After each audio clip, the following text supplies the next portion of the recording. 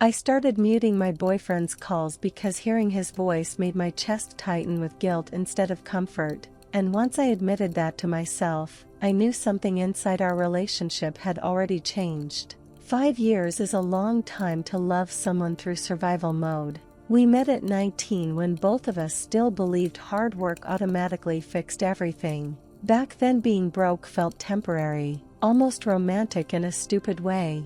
We'd split instant noodles in his dorm room and joke about how we'd laugh about it later from some beautiful apartment with sunlight and expensive coffee. Now I'm 23, living in another country where I count coins before grocery shopping, and somehow the future we imagined feels farther away than it did when we were kids. My father got sick during my last year at university.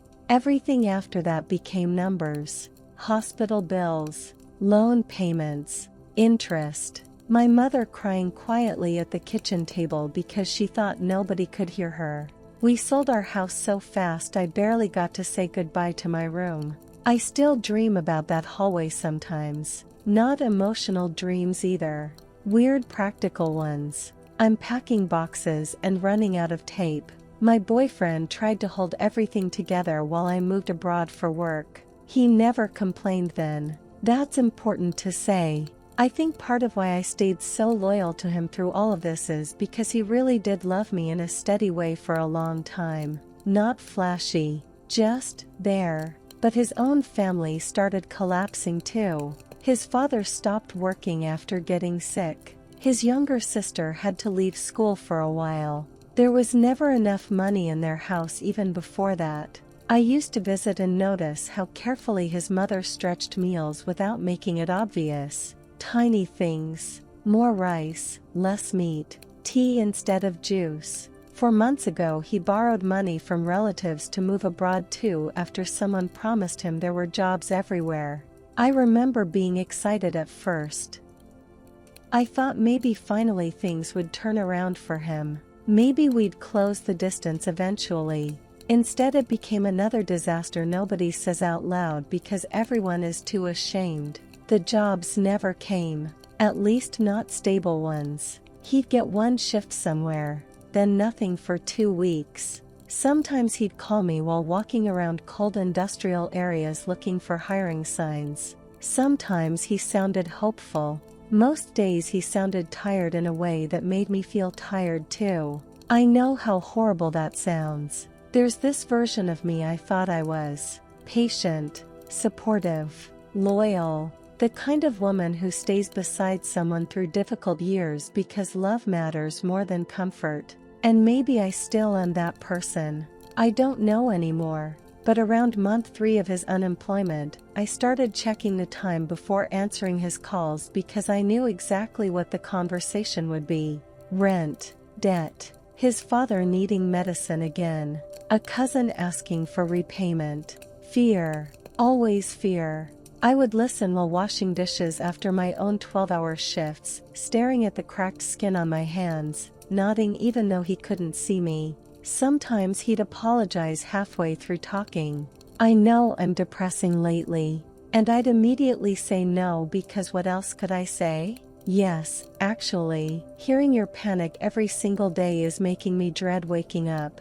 Yes, I've started associating your name on my phone with exhaustion. Yes, sometimes after we hang up I sit in silence for 10 full minutes because I physically cannot absorb one more problem. There were nights I hated myself so much for thinking those things that I sent him money immediately afterward, almost like punishment. I maxed out one credit card helping him. Another small loan is under my name because he couldn't qualify. Every month I pay part of it and tell myself it's temporary. Everything has been temporary for years now. The worst part is he never demanded any of it. If he were cruel, selfish, lazy, maybe this would be simpler.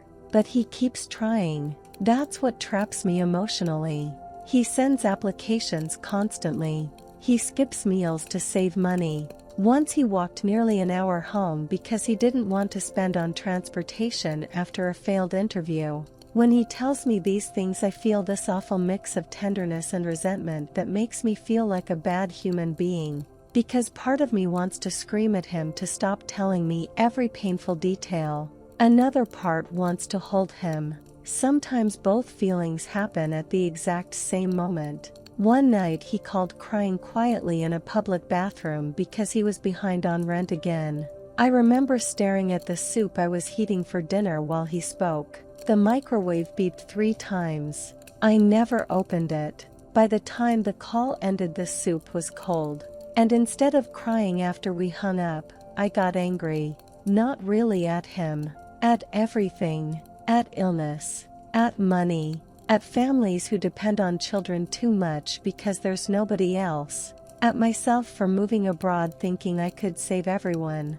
I punched the kitchen counter hard enough to bruise my hand and then immediately felt embarrassed. Imagine being angry at someone for struggling to survive. But the anger kept leaking out sideways. I'd ignore messages for an hour just to breathe.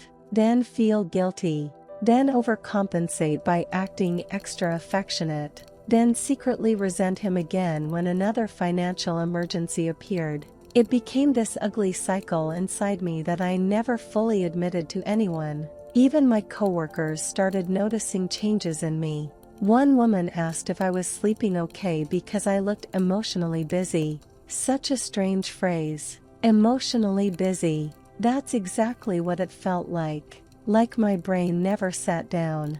There's another thing I'm ashamed to admit. Sometimes I got jealous of people with ordinary problems. A friend from work cried to me over a breakup and I nodded sympathetically while internally thinking, imagine your biggest problem being a man who stopped texting consistently. Then I hated myself for becoming that kind of bitter person. My boyfriend and I used to talk about movies, stupid internet drama, future travel plans, random memories from college. Now every conversation felt like an emergency meeting. I missed him even while speaking to him. That part hurt more than I expected. One evening he actually sounded happy for the first time in weeks because he got a temporary warehouse job. He talked quickly, almost out of breath, telling me about the supervisor and the schedule and how maybe this could lead somewhere permanent. And I should have felt relieved. Instead, I started crying after the call because his happiness sounded so fragile, like one bad week could destroy it again. I became afraid of hope. That's not a normal way to live. Around that time my mother called asking if I could send extra money home because my father needed another treatment adjustment. I remember opening my banking app afterward and just staring. Everything leaving. Nothing staying. I wanted someone to take care of me for one day. Just one. Then I'd feel disgusted for even thinking it because my boyfriend clearly had less than I did. There was also this ugly little voice in my head that kept counting things. How much I'd sent. How many emotional breakdowns I'd listened to. How often I swallowed my own stress because his seemed bigger. I didn't like who I became when I started mentally keeping score. One night he asked me if I still saw a future with him.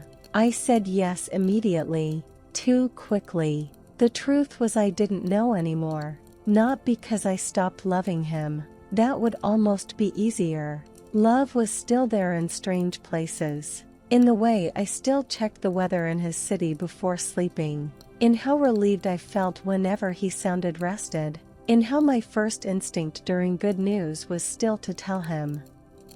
But love had become tangled up with responsibility and fear and exhaustion until I couldn't separate them anymore. Sometimes during video calls he'd smile and I'd suddenly see the 20-year-old boy from college again, the one who carried my backpack when my shoulder hurt and memorized my coffee order and made me feel safe. Other times I'd feel trapped listening to him breathe on the other end of the phone while thinking about overdue payments. I started fantasizing about silence. Not another man. Not freedom exactly. Just silence. No emergencies. No crisis calls at midnight. No guilt every time I bought myself something small. I bought a pastry once after work and almost cried while eating it because I kept thinking that money could have gone toward his groceries. That can't be healthy. At some point I stopped recognizing my own thoughts. I'd swing between fierce protectiveness and emotional numbness so fast it scared me. There were mornings I planned our future in detail. Tiny apartment, shared routines, recovery, stability eventually. Then by evening I'd imagine ending the relationship just so I could breathe without feeling responsible for another person's survival. I never told him that. Maybe I should have. Maybe honesty would have been kinder than slowly emotionally disappearing while pretending I was still fully present. Last month he finally got more consistent work. Not amazing money, but enough to stabilize things slightly. He sounded lighter during our calls. More like himself again. Strangely, that's when I realized the damage inside me hadn't magically disappeared. I kept waiting for relief to arrive now that things were improving. Instead, I just felt tired, like my nervous system forgot how to relax. We had a video call a few nights ago where he talked excitedly about us eventually living together again in the same country. He was smiling the entire time. I smiled too. But afterward I sat on my bed in the dark wondering whether I still knew how to be a girlfriend and not just emotional support. I don't think people talk honestly enough about what prolonged financial stress does to love. It changes the temperature of everything. Even tenderness starts feeling heavy after a while.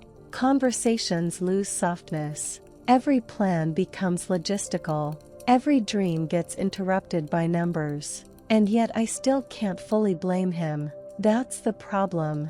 There's no villain here. Just two exhausted people trying not to drown at the same time. Sometimes I think staying makes me loyal. Sometimes I think staying because I'm afraid of hurting him is its own kind of dishonesty. I still haven't figured out which one is true.